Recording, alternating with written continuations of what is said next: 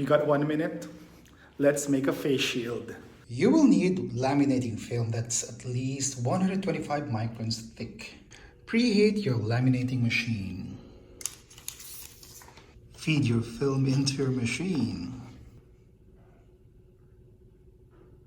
Punch 2 holes about 1 inch away from the long edge.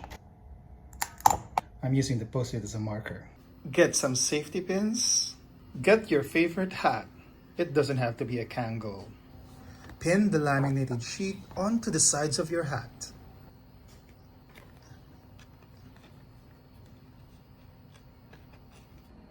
Just wear your hat and you have a face shield.